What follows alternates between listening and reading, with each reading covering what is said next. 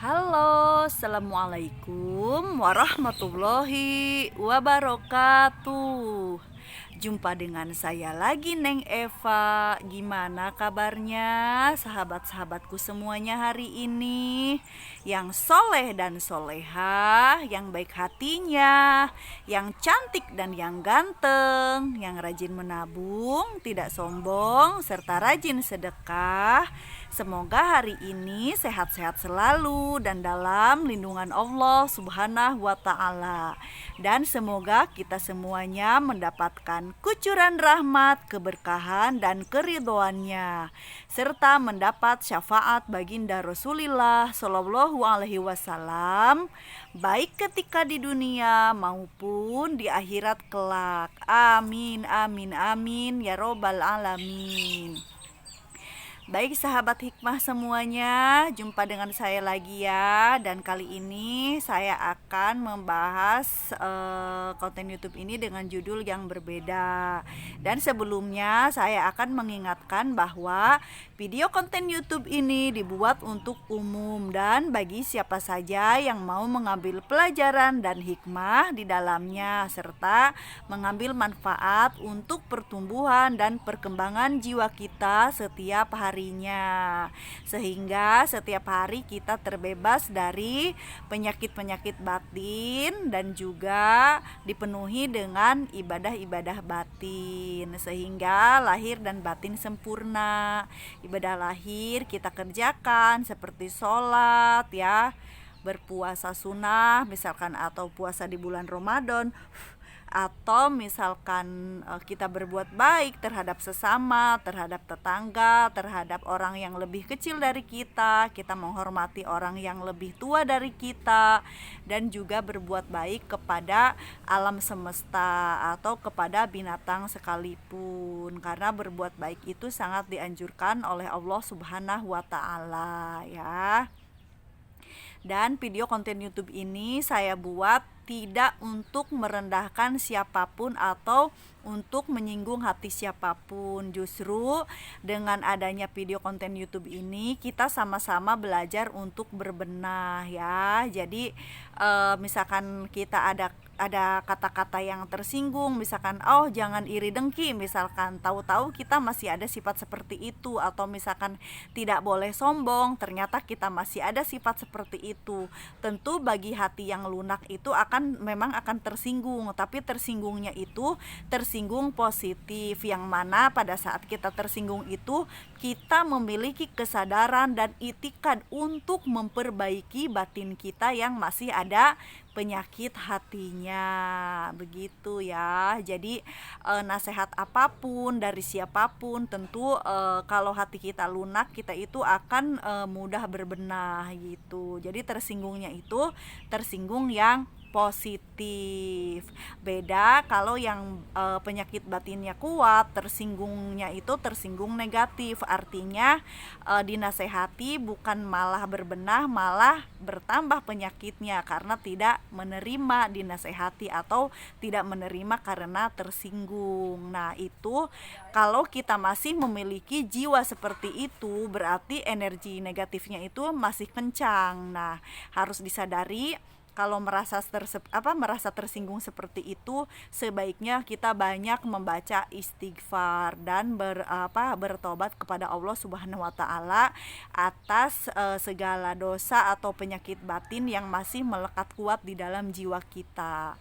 Karena sebaik-baiknya manusia adalah yang mau menerima nasihat, sekalipun nasihat itu dari anak kecil atau misalkan dari orang bodoh, dari orang yang kita anggap sepele misalkan kan, selama nasihat itu mengandung kebaikan dan kebenaran, itu wajib untuk pertumbuhan dan perkembangan jiwa kita itu wajib kita terima gitu sesungguhnya ya. Tapi itu kembali kepada diri dan jiwa kita masing-masing gitu, karena memang setiap orang memiliki kadar kejernihan batin yang berbeda-beda gitu. gitu. Ada yang misalkan kejernihannya itu sangat bercahaya, ada juga hanya cemerlang biasa, ada juga hanya transparan saja, ada juga yang transparan tapi masih ada titik-titik hitam, ada juga yang burem, ada pula yang gelap gitu kan. Jadi masing-masing kadar kejernihan jiwa kita itu berbeda-beda, dan untuk mengukurnya itu dari nasihat, sesensitif apa kita itu menerima nasihat dari orang lain, sekalipun orang lain itu bukan seorang guru atau bukan seorang ustadz atau bukan seorang yang kita muliakan gitu. Jadi nasihat itu dari siapapun gitu kan. Nah itu kalau misalkan kita jernih, kita bercahaya misalkan kan, artinya itu mampu menerima nasihat dari siapapun, ya berarti itulah suatu tolak ukur ya, salah satunya gitu, bahwa hati kita itu ya lumayan jernih gitu kalau kita mudah menerima nasihat gitu. Tapi kalau misalkan ada nasihat kita menyepelekan karena itu bukan seorang guru atau bukan seorang ustadz atau bukan seorang mursyid, malah kita bertambah penyakit hati gitu kan. Nah itu berarti salah satu tanda-tanda gelapnya jiwa kita gitu ya. Jadi bisa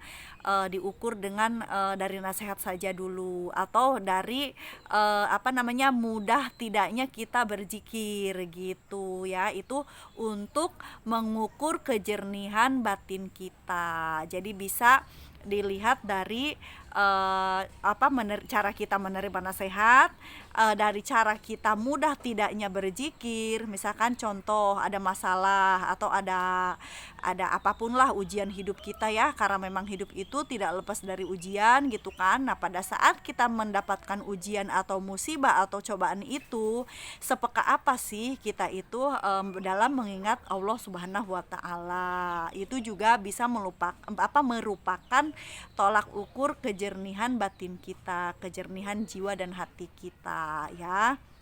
Jadi salah satunya dengan bagaimana cara kita menerima nasihat, dan bagaimana cara kita cepat tidaknya dalam mengingat Allah ya, dalam menghadapi suatu ujian atau cobaan gitu kan.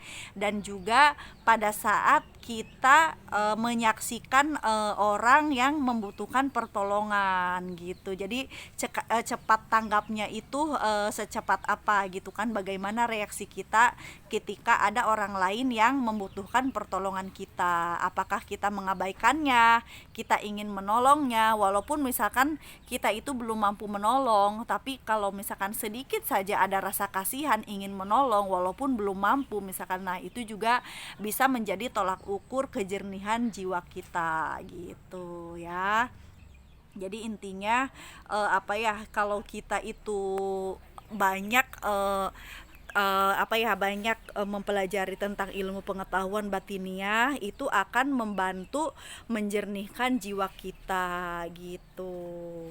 Jadi zikir tetap kita laksanakan setiap hari, harus setiap detik bahkan ya, bagi yang sudah terbiasa gitu kan. Tapi kalau misalkan yang belum terbiasa ya biasakan sebelum sholat ataupun misalkan setelah sholat ya, kebanyakan pada setelah sholat gitu kan. Tapi kalau kita mau bertambah lagi gitu kan, biar hati kita itu semakin bertauhid kepada Allah Subhanahu wa taala, ya zikir itu sepanjang hembusan nafas atau sesuai dengan detak irama jantung kita gitu.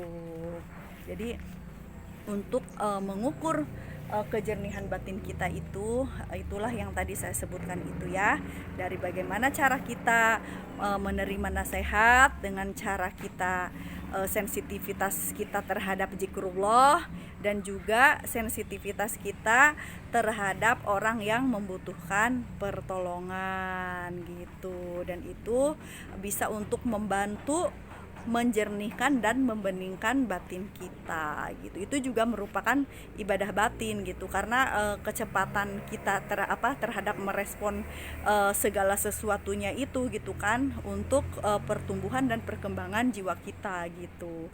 Tidak hanya melaksanakan ibadah-ibadah batin saja, tapi dalam reaksi kita terhadap suatu masalah, suatu apapun gitu kan, ataupun nasihat ataupun misalkan dalam mengingat Allah, itu juga bisa membantu membeningkan dan menjernihkan batin kita. Itu sebuah tolak ukur salah satunya ya, dan banyak lagi caranya gitu. Tapi yang saya bahas 3 itu saja dulu ya. Semoga bisa difahami. Kita di sini sama-sama belajar ya, karena sampai kapanpun kita adalah pelajar di muka bumi ini. Ambil baiknya dan buang buruknya, dan semoga bermanfaat. Minal aidin wal faidin, mohon maaf lahir dan batin. Wassalamualaikum warahmatullahi wabarakatuh. Orang baik pandai mengambil hikmah is the best.